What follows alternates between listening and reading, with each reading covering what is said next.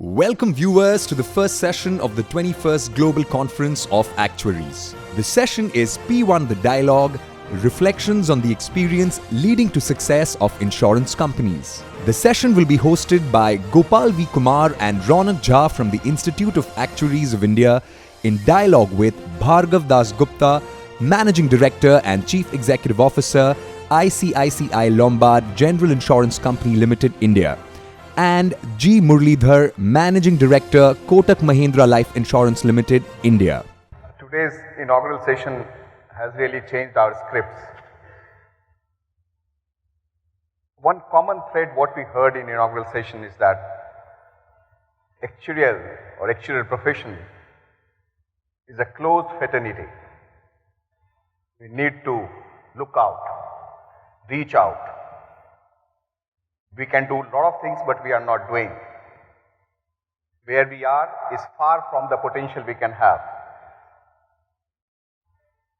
So, I just read one actuarial joke yesterday. What is the difference between an introvert actuary and an extrovert actuary? An introvert actuary, while talking to others, look at his own feet. An extrovert actuary look at the other's feet. So, we can say all actuaries are kind of introvert creatures. That is what we have. So, you may be wondering why this dialogue and why this dialogue in this GCA. We have, Institute of Actuaries have outreach program where we try to connect with the society, connect with our various stakeholders who we are working with. So, this program, this dialogue is basically to reach out and understand what others think about our profession. Can we get some feedback from them? Can we improve ourselves? Can we do our potential role in economic and social development? That is the objective of this dialogue. And this dialogue is in endeavor towards that. This dialogue will have 5 sections. 1, we'll know about their professional journey, and then we'll know what they know about us. Then we'll understand their viewpoint on the industry and the company they have been leading. And we'll have one rapid fire also. 5 questions you have to answer in 1 word, maximum 1 sentence. Is that I remember meeting you, sir, when you said, so on that note, we have Ronak with us to add charm and, right? Add to this dialogue, we have Ronak Jha with us. So over to you, Ronak. So I didn't test this scenario actually as an actuary. So thanks Gopal for such a fabulous introduction, and thanks to our esteemed guest here. We regret delay in starting our plenary session, but sometimes I think we have to be aware and keep margins for all these contingencies. Right now, the first session, as Gopal has introduced us to, is all about knowing the personal journey our successful professionals sitting here have traversed to reach the place where they are right now. We are always interested in understanding that what has made successful people successful. We as actuaries are always interested in identifying the outliers. But with me, here are 2 outliers sitting who belong to the upper end of our normal distribution curve. Now, through our questions, I will try to understand that what all personal choices, sir, you have taken in your journey, which has allowed you to reach this position in your professional journey. So, starting with you, sir, though there are many people sitting here who aspire to become chief executive officers, but I would like to know from you, what is success for you? As far as insurance is concerned, I must say, I came into insurance by chance. It's not something I chased. My father worked for Life Insurance Corporation. So that was a company I always knew and I always respected. So I joined Kotak Mahindra Group and I was selected for a particular role, but they wanted to make an application to IRDA and they wanted a CFO. So my name was put as the CFO. So that's how I strayed into insurance. But I felt it's following my father's footsteps. I said, he was in insurance all his lifetime. Why not? And I called up my brother, he told me, good, following your father's footsteps. So that was my straying into insurance. Coming to your question about success. So what I wanted to say here was, a lot of this thing is destiny and chance. Never in my life I thought I'll get into insurance. Never in my life I knew that insurance will open up and private sector companies would come. In all these things, I think success means a lot of things. What is it you really want? You want to be happy in what you do? Or you want to see the external manifestation of success, that you've reached a particular level, or you've done something, you become CEO, CFO. Is that your definition of success? Or you have made a difference to people around you? I think it's too dangerous to see that, to reach something to a level and that is definition of success, because it's a combination of things. When you become a CEO, you don't become a CEO just because you have some special qualities. That you may have, some good qualities you would have, but you should be at the right place at the right time, and that you don't know whether it would happen or not. So, I think the best thing to pursue success is that, am I making a difference to people around us? If you're making a difference to people around you, then it's success. And insurance industry, especially life, with due respects to non-life, it's all about human beings. And we can make so much of difference to people. We can protect them, we can really give them an insurance payment when the family is in dire circumstances. When he retires from his life and he's looking to his life post-retirement, when he's not contributing, you're really going and giving him a check and then make provisions for pension. So you make a difference to people around. So to my mind, adding value to people around you is success. Perfect. So, as you mentioned that influencing the life of the people in the right way is what success for you. So, when was the first success feeling you get? So what was the first big win for you? Honestly, don't look for big wins all the time. Winning happens throughout your lifetime. If you are improving over last year, it's a win. Otherwise, you're just going to win. We hope for one big event that's going to happen. And if it doesn't happen, it gets postponed, you're going to get disappointed. So, you have to be happy in life. So, keep small wins and keep hoping a big win would come. And that's my philosophy up till now. That look for small wins all along. If you are improving over the previous day, it's good. It's like the marathon run, It doesn't matter whether you come first or second. Each person, if you see a marathon race, every guy who finishes throws his hand up in arms and says he behaves like a winner. Somebody has to prove to his girlfriend, somebody has to prove to his parents, somebody has to prove running for a cause. It's all victory for them. So why should there be only one victor? Similarly, why should there be only one moment? There are so many moments. It's a question of how you make it out to be. Of course, the best thing for us to happen is from Kotak Life. That is my latest thing in my career, is that the last few years, the way the company has grown in terms of its premium, the amount of claims it pays, the number of lives it covers. We cover close to population of France. That's the number of lives we cover. So that makes us happy. So it makes so much of difference to people. Mr. Dasgupta, you have the same view about the success, or what exactly? Yeah, at the risk of repeating what Murli said, agree with him a lot on many counts. First is luck. I think all of us were fortunate in terms of as people call it, the ovarian lottery, right? Which family you were born in which country, at what time. And let's say we had been born 30 years back, the experience would have been very different. And the success that you could have achieved may have been very different. So personally, one of the biggest luck factor was, as I said, the family. Then, because of the family background, you got access to education, which so many people in the country don't. And then, personally, I think I was very lucky to have joined ICICI at the time that I joined in '92. Work with leaders who were really outstanding motivators and leaders in their own rights. Learned a lot from them.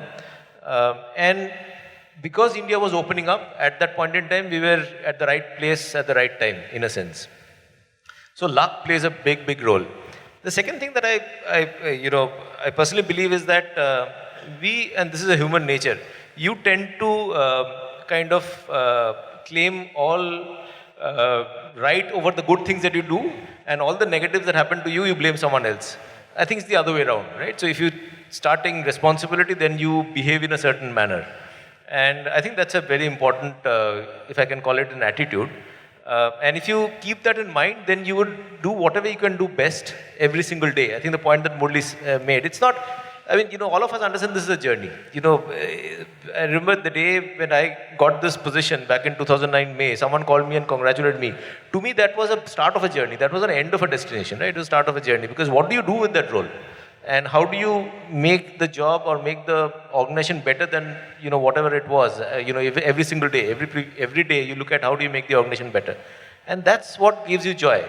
I think happiness or success or sense of feeling good or success doesn't come from external impetus. It comes from within. So what is the next destination in that journey?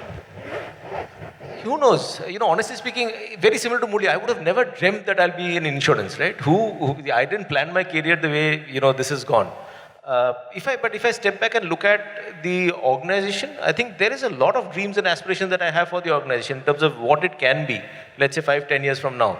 And, one of the things that you realize is that when you look back over a long period of time, you realize the impact of or extent of the change. And if you learn from that, you can realize the change that can happen in the next 5, 10, 15 years. I think we are all fortunate in this room, in this profession, to be in India at this point in time in the insurance sector.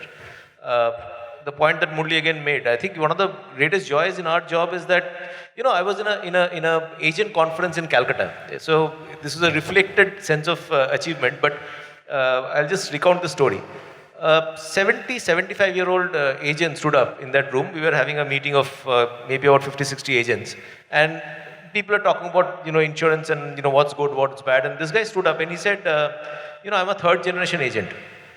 My grandfather and his father had also been agents from the 19th century. So we're a family of agents. And he said, with a lot of sincerity, he said, what gives me joy and why I feel proud? He says, because we in insurance do God's work. It's very difficult for business people to think like that. You don't think like that. But that's how he saw his work. And he's obviously deriving a lot of joy in terms of helping someone when there is an accident, there is a claim, there is a health event.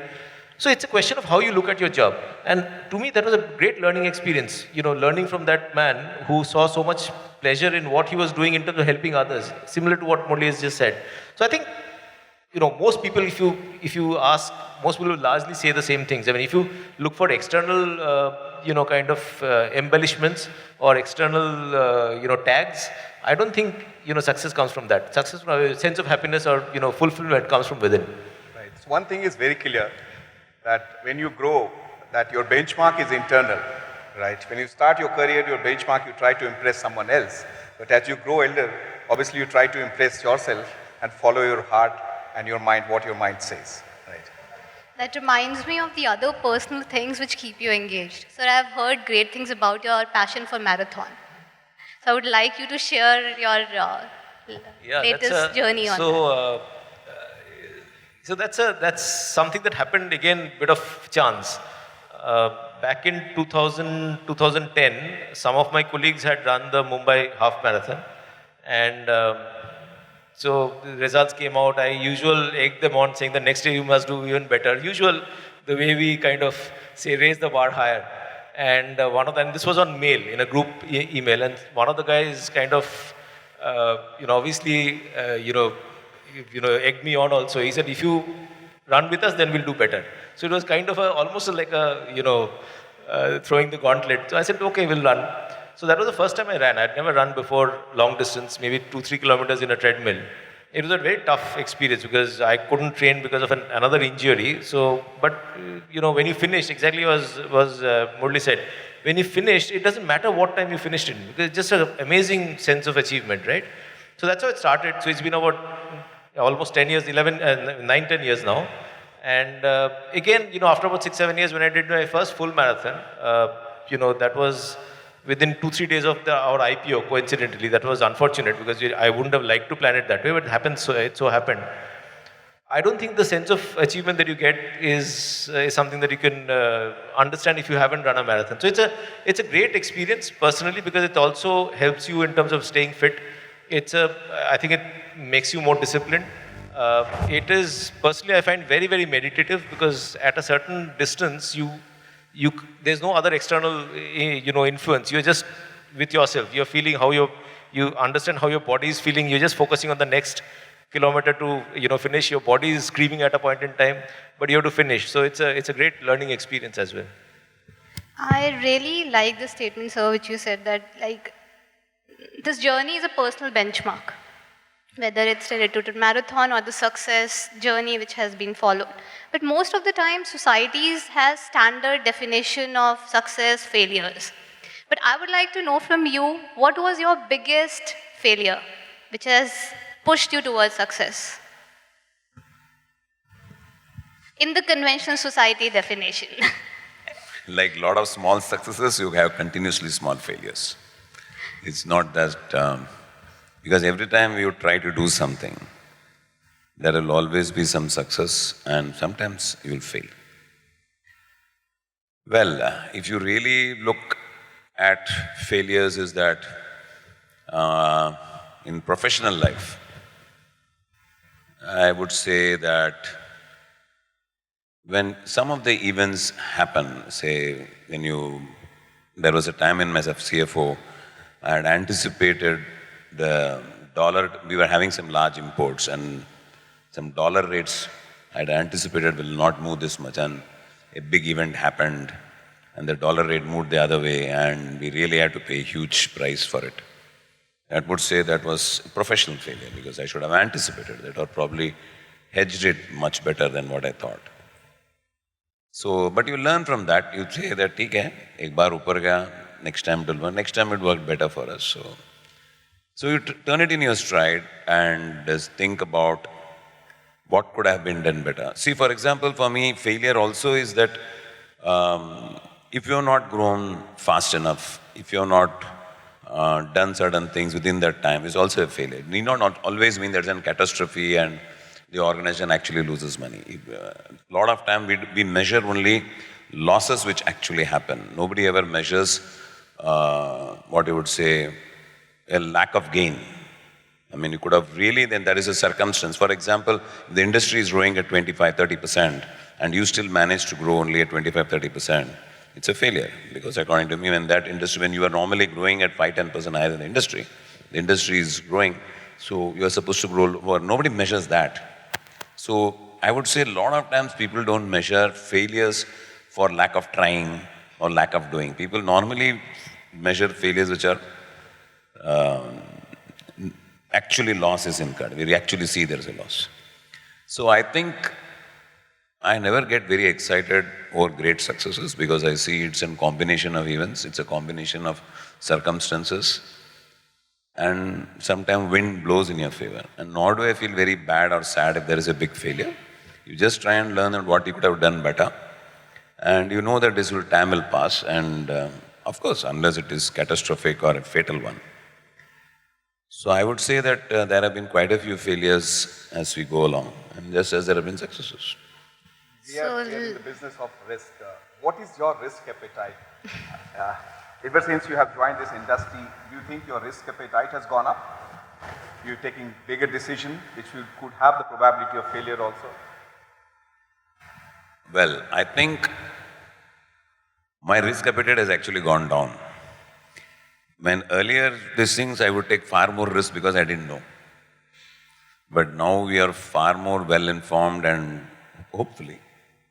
And so you're always more careful because you see in life insurance industry, the worst thing you would like to have to happen is that all your actions will chase you even after retirement. So the worst thing we want to see happen is the organization which you were in the journey, where you were a trustee to build. I consider myself to be a trustee for an organization. An organization, differently here, I was there, it was created. But normally any executive is a trustee for them. Some people have worked hard to create their organization.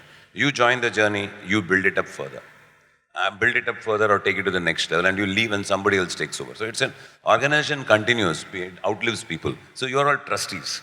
You're all supposed to do good for the organization, build the organization, strengthen the organization, add value to the organization. So the biggest thing I would always fear, especially in life insurance industry, is that whatever action you have done, whatever products which you have sold, if they come to bite you after 15 and 20 years, the organization, that would really give me a sleepless night. If there's anything that worries me is that, am I doing something which will cause damage, say 10 years, 15 years from now? That is worry. So as a result, you're far more careful. What about you, Mr. Arthur, your risk appetite? Yeah, I think echoes of what Murli said, because when you're young, you really don't know what the all the risks that are involved, and as you grow a bit more experienced, maybe a bit wiser with age, you are aware of all the risks around you, and as a let's say head of an organization, you have to feel much more responsible. When you are even a senior executive, you kind of have someone else to take the next level of responsibility. But all, in a sense, all buck stop there, right? If something goes wrong. But one thing that I always think about in my mind is the risk of not taking risk, right? Because you have to find the right balance. You cannot bet the organization, but equally not taking the steps that you need to take for, let's say, the future of the organization 5, 7, 8 years into the future is also damaging the organization. It may not seem like damaging it today, but 5 years later, whether you're there or not, someone will realize that you missed certain important steps at that point in time. And I think particularly for GI, the way the industry is changing because of data, because of technology, because of digital mobility, because of sensors, I think it completely transformed the industry. So the real challenge, and I think I've realized it's even more for a listed company because there are quarterly pressures. You have to find the right balance of, keeping the, aircraft flying, the engine running, but also see how we can take some, money out for investing for the future, which is not easy because you also have to deliver quarterly pressures. But the challenge is if you don't do it today, 5 years later you will suffer. So I think it's important to find the balance, right balance. That's how I look at it.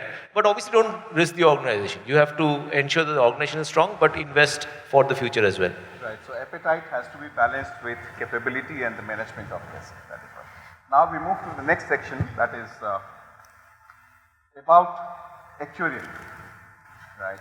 We'll understand how much they know about us. Obviously they know about us, they have actuarial in their company, right? But we try to understand the different dimensions of actuarial, right?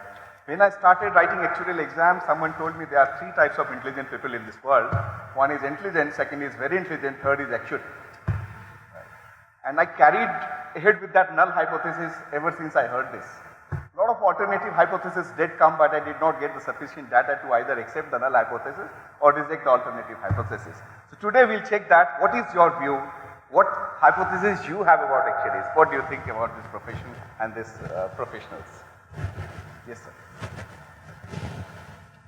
Well, I learned a lot about insurance from actuaries. Our first actuary was Mr. Andrew Cartwright. He had come from South Africa and he had an uncanny ability to explain to me concepts in simple language. And he had a very interesting thing. He told me, Murli, accountants confuse accounts. They talk about debit, credit. It is plus minus. He says credit is plus and debit is minus. That's how I view it. So he said, I will explain to all these things on simple terms. So I learned a lot from actuaries. I have a lot of respect for them, and most of them I have met. Almost all of them I have met are extremely intelligent people, and I have always learned something from them. Because and I could say I'm in this industry or in the insurance for almost 18 years. I can still say, even today, forget Sunil Sharma, who's our appointed actuary, even the next level of actuaries who are here, I think, sitting somewhere there. I have also, in interactions which I have with them quarterly, monthly basis, I've always managed to give me one new dimension which has made me think. So my respect for them is tremendous, and I must say the institute is doing a great job in teaching these people these kind of stuff which they give dimension. I go back, I said, why did I not think of this? So I think a lot of respect for them. We learned a lot from them. And I also understand where they come from, because a lot of these calculations or a lot of these projections which they make are based on some past data and also with their own experience. And there I see some of the experienced actuaries coming into play, extremely useful, because they are able to draw how these things would change over a period of time and how this could happen. Because, for example, when we were in the financial services industry, we had seen 18% rate to the bank being paid. I mean, that was what we used to pay, 17, 18, 19, even 20% in the early 80s. And even in the late 90s, we have seen these kind of rates. And now today, if anybody talks of 12% for a corporate, it is, and it's, suppose someone had designed a product at that time. I realize how horribly wrong it would have gone. You have one word for actuary. If you think about actuary, what is that one word which comes to your mind? Eliminators. They throw elimination in everything which people do. What about you, Mr. Dasgupta, you have? So, when I came into the industry from banking, you have a lot of misconception about particularly GI, because you take premiums in paise or less than a paise and you pay claims into hundreds of rupees, and you wonder how does it work. And my first 3 months, I had someone in my team. He was an underwriter, not an actuary. He took me through. He used to basically give me material. I used to learn it, and every weekend or Saturday, or I think it was Saturday, he would take a test. That's how I learned. The other person that I learned from were two actuaries. One of them is here, Mr. Liaquat Khan, and there was an actuary from Fairfax. He used to come every quarter. So I used to spend a lot of time with him in terms of understanding how they look at it. Now, one of the things that I realized is that, I'm not mathematically as intelligent and as smart as these guys. So I had to kind of convert the mathematical models into something simple which I could understand. So, with the team, and they were very, very supportive, we kind of converted the mathematical models into simple tables, which I think has stood the test of time. So, in a sense, that the actual team in our company has done two things. One, of course, continued with the proper rigor of doing what is right for the company, as also kind of simplified the arcane models, etc., into something that people like me can understand simply. So personally, as I mentioned there at the earlier session as well, I think as an organization we've benefited a lot from the actual team. We've always really wanted that team to scale up and do more. One of the things that I've always kind of encouraged them is to think of not themselves as just a risk management function, but also a business facilitator. Yes. And for that, you have to step out of your backroom mindset, but more in the front and center of the organization, because what is going to happen tomorrow is not just based on what happened yesterday. Things are happening today for which we don't have data, and how do we factor some of those in terms of anticipating what will happen in future. And that's something that I think the team, at least our experience, have been doing a lot of good work in building that also into the models. So one word for actuary. Super intelligent. Super intelligent. So that is the third category: intelligent, very intelligent, and super intelligent. Now, next question relates to that, what you said, Mr. Dasgupta. If you see actuarial profession and the actuaries, ever since the actuarial profession started in India, we are known for micro acumen, right? That micro acumen, and we understand numbers, reserving, liability calculation, pricing, etc. And more of a compliance concern, we have moved to facilitating business decisions now over the years, right? How do you see that journey in last 10 years as CEO of the company, and where do you see this will lead to?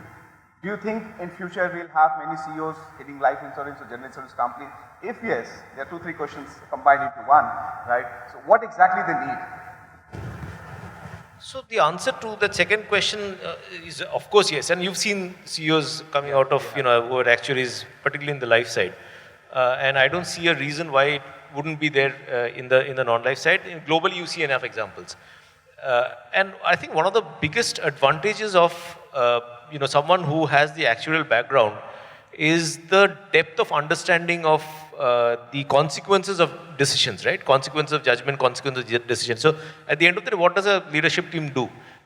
Among other things, one of the things that you have to take responsibility of is the long-term consequences of your decision that you take today. And so in a sense, the actuaries are really well qualified to play that role.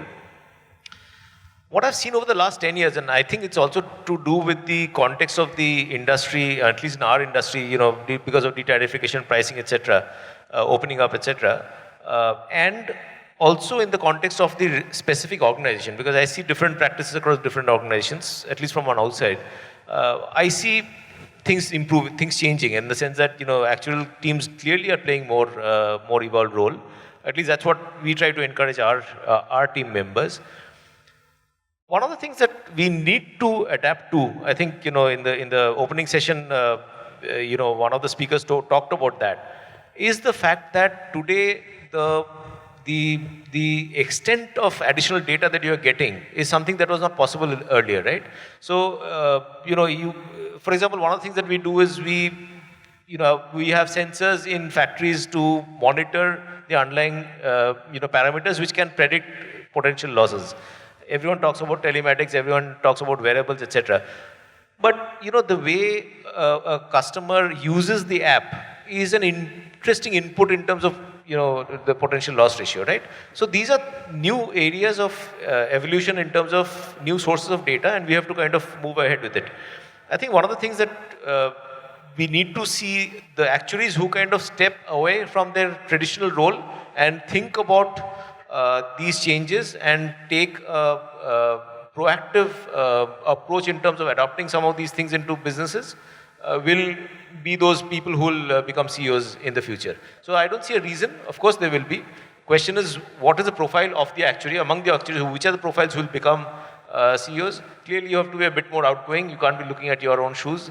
A lot of us, I personally am an introvert. If you test my, the psychometric test, but you have to learn to grow out of your introversion because you have to go out and talk to people. But apart from that, there are a lot of core strength that you can leverage to become CEOs. Would you like to add to this? Well, answering your first question, what has changed over the last 15, 20 years, I think the one thing which has really changed is these days, the actuaries have become less white and they are shorter.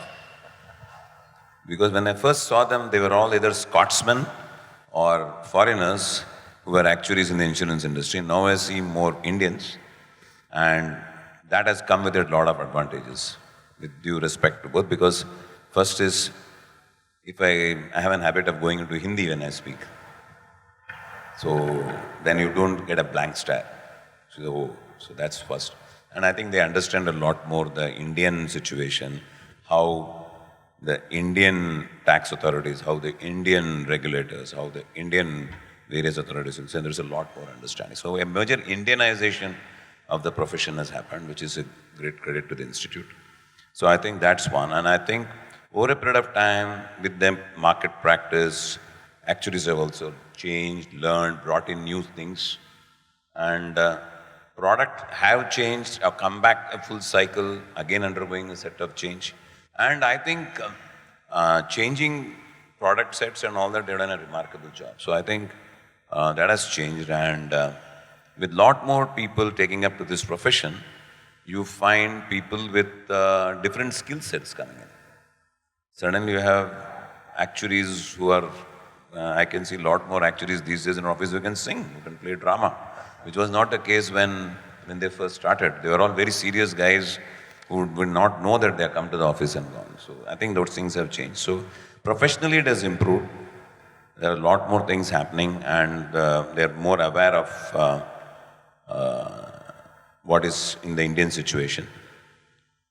Now, what would make them CEOs? I think in life insurance companies, two set of people become CEOs. One is life advisors, who they have come from the distribution side, and the other is actuaries, because these are two set of people who dedicate a lifetime to this profession.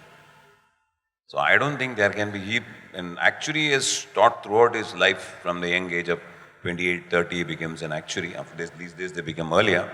The only thing he talks about is mortality, how this thing works, and so many other things, probability. So he spent a lifetime. So the technical skill is there. So as far the technical expertise for the job is concerned, he has it.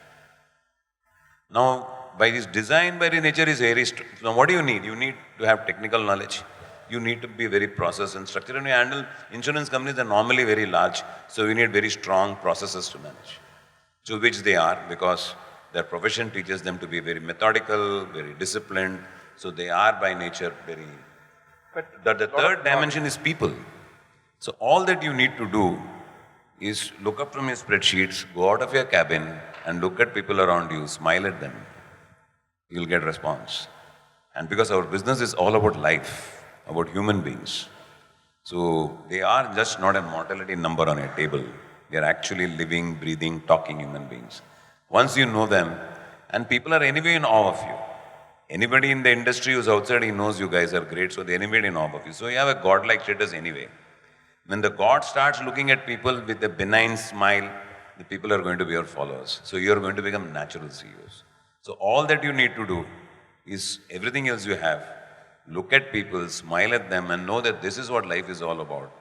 People are going to be very happy and they're going to be your followers. So you got your process, people, and technical skills. And strategy, anyway, you know all about insurance companies, how they succeed and how they failed.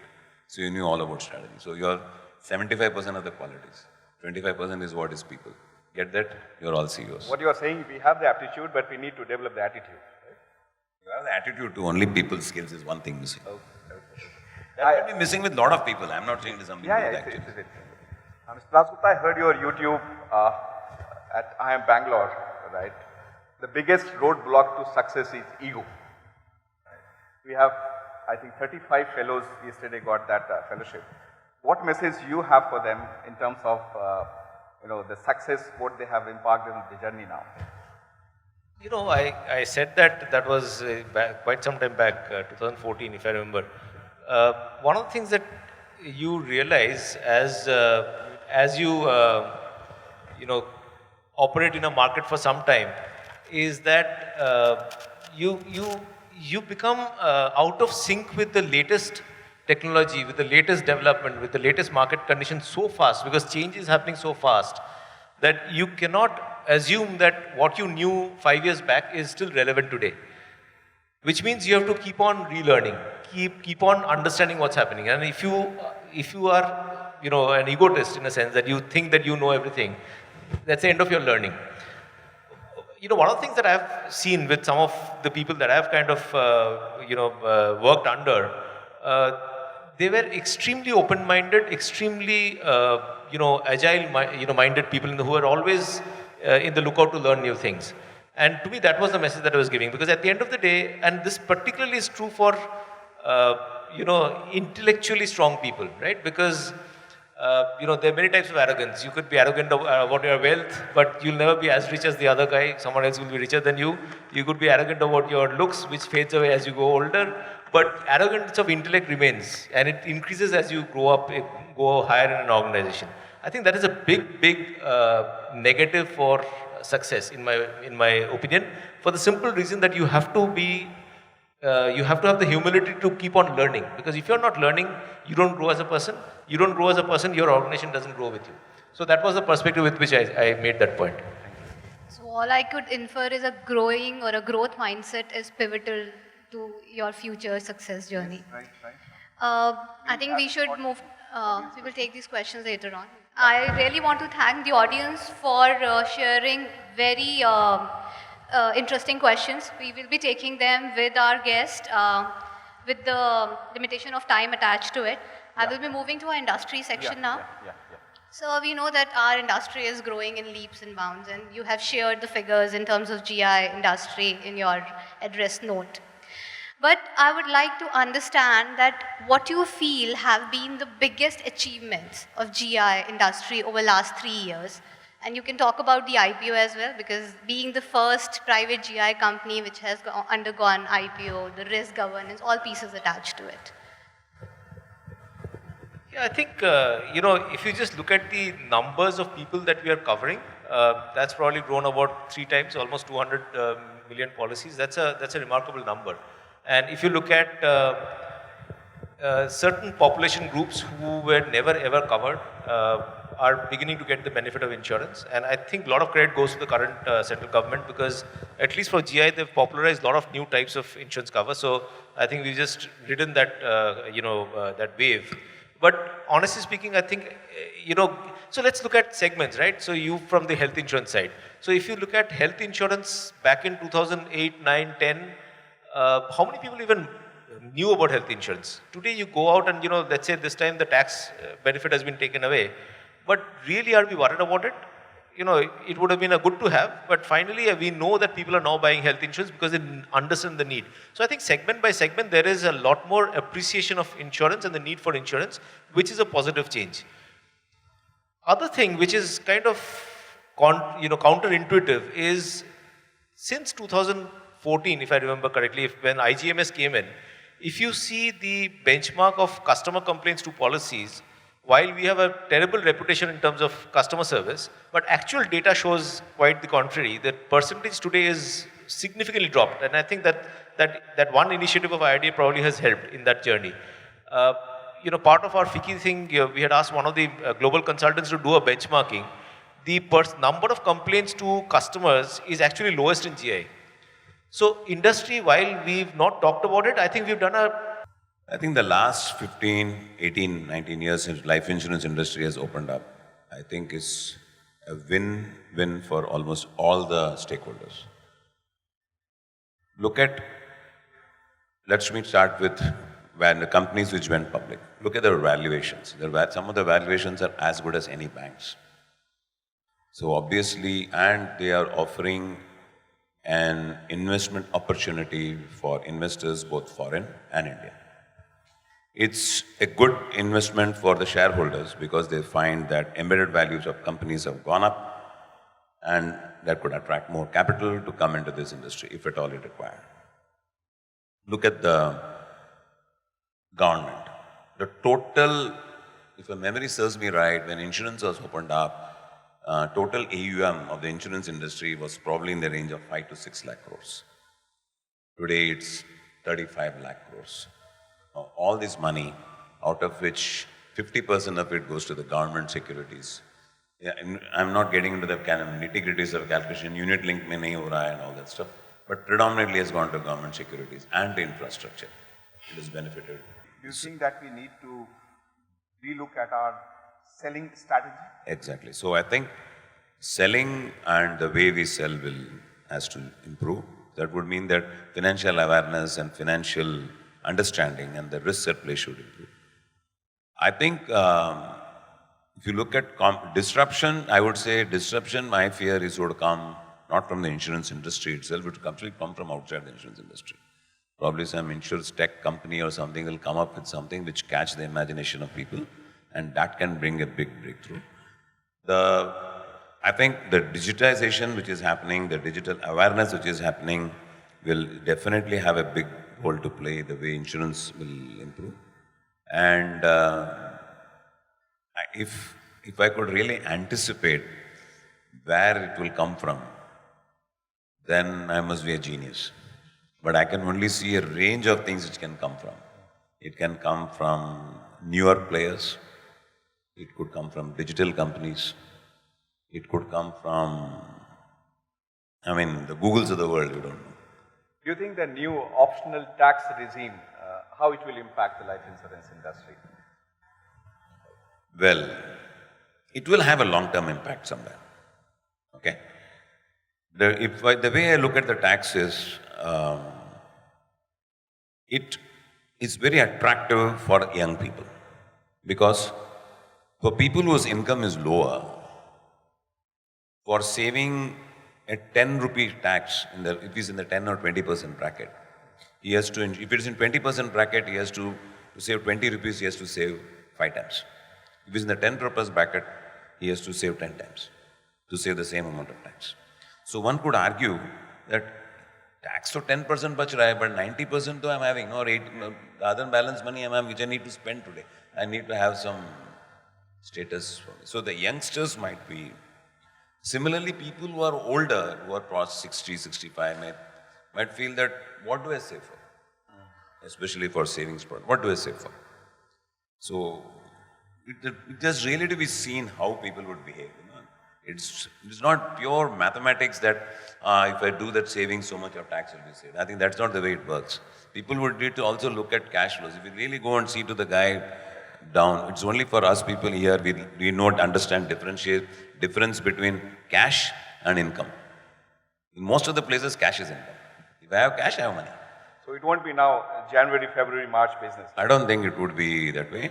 But most of the people who buy insurance are generally in the age group of 30 plus to 50, 60. And those places, people are generally more aware, more informed, and they are probably using the entire limit of 1,50,000.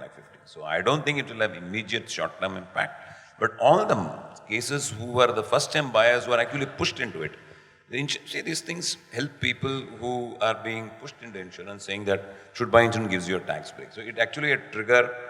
It's like that, the extra offering you give, which makes people buy something. So those things would be affected. So in the longer run, yes, it will affect.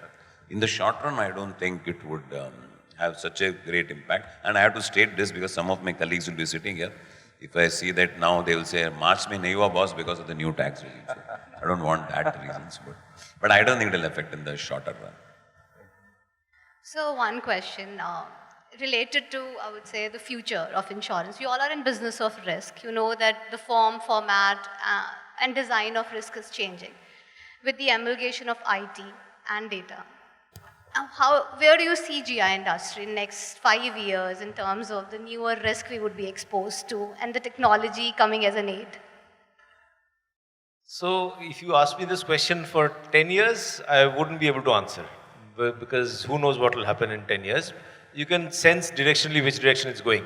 But 5 years, I don't think that kind of change is going to happen. I'm saying it, it takes a amount of courage to say this, but I'm still saying that 5 years, tremendous change won't happen. And let me be specific in terms of what I mean by saying that. So if you look at least for GI, the big industries, at the retail sense, the corporates will keep on having to protect their assets, etc. That is separate.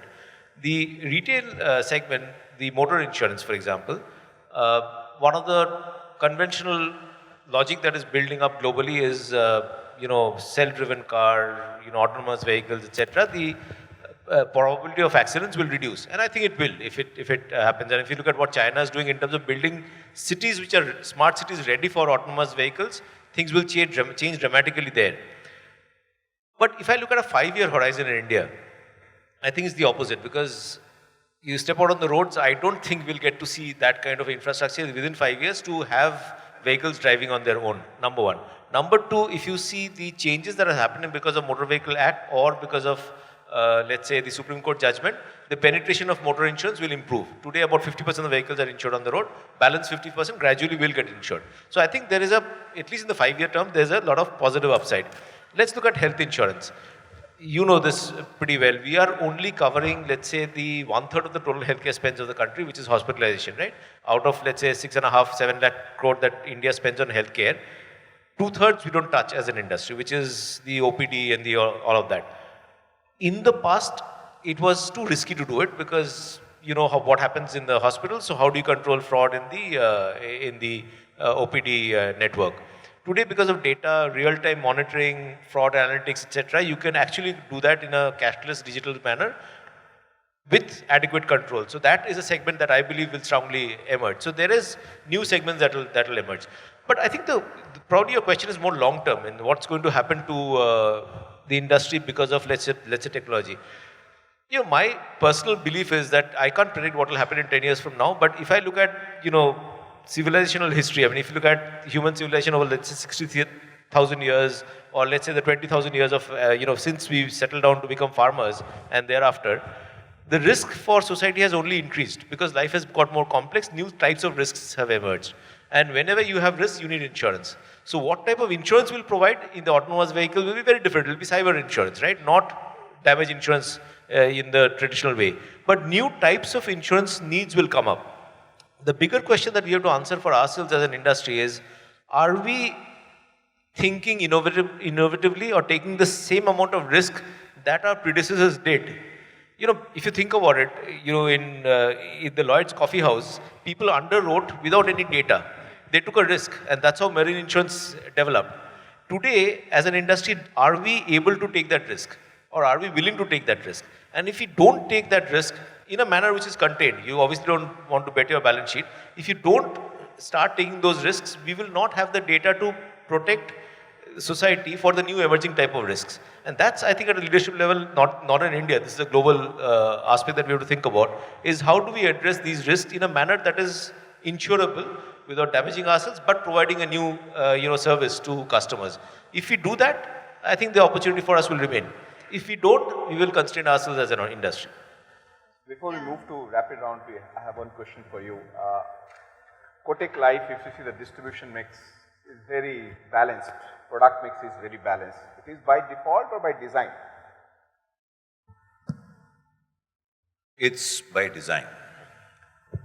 My belief is in India, you always have a balanced approach. And especially in financial services, if you take an extreme position, for example, you want to be the fastest growing company, then you take calls which can be extremely risky.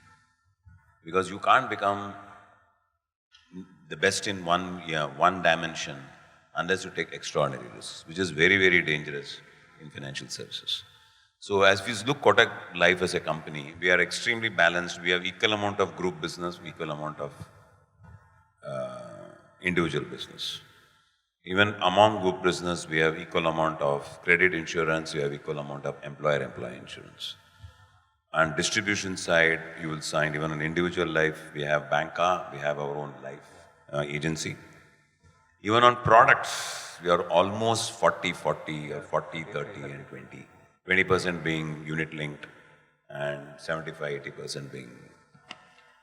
So we believe in being very balanced in our approach because everything comes with its own risks, everything comes with its own dimensions. So we'd rather be balanced and customers cannot be sold one product.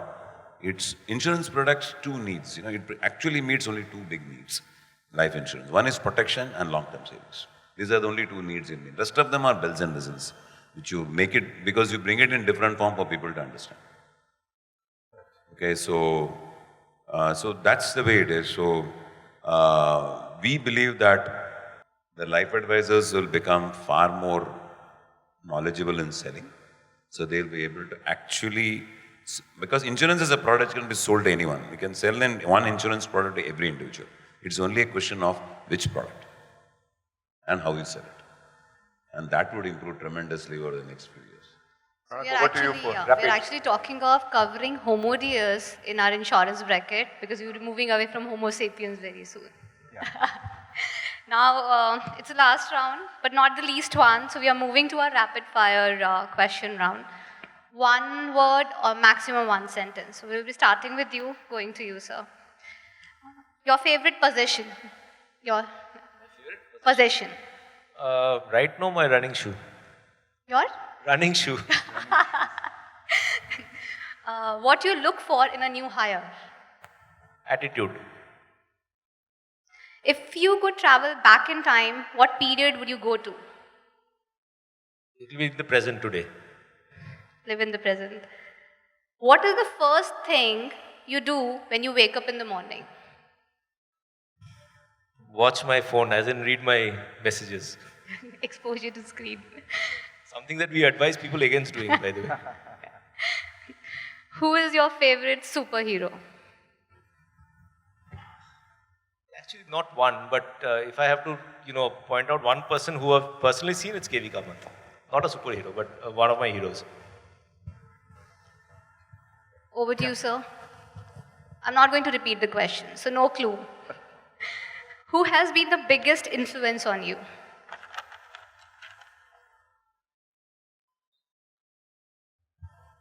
Two people actually. One is Mr. Uday Kotak. Another is Stephen Covey. And? Stephen Covey. Okay, actually. Name one book which everyone should read. Other than Alchemist. Other than? Alchemist. Not Alchemist. I think First Things First. And that's the name of the book of Covey. First thing. you're looking for the other great author, which I was very impressed, was Eliyahu Goldratt. His book, The Goal. I think it's a great read for anybody. What is your smartphone home screen? I know it's a private question, but yeah. What is your home screen right now? Nothing. It's a normal iPhone home screen. And nothing. Blank, nothing. Blank. And it's not a great idea to put what you feel in this, because there are a lot of people peering over it in the lifts. Risk. Yeah. When did you buy your first life insurance policy? When I was 25. Okay, you covered the second question as well. And which product was it? Those days it was only endowment. No. Okay. And the latest policy which you have bought? It's a term. When is the latest product I bought? Yeah. When I was 45. Okay. And it was from which company? Kotak Life. I buy our company products. We'll slowly figure out even that. So I think we'll have a product for every individual. And that's what analytics will help. And it will also help you to price them for it. So I think the industry is getting to it. And this would have a big impact on penetration and also increasing the quantum of insurance for people. Liaquat Khan presenting a memento to G. Muralidhar. Liaquat Khan presenting a memento to Bhargav Das Gupta.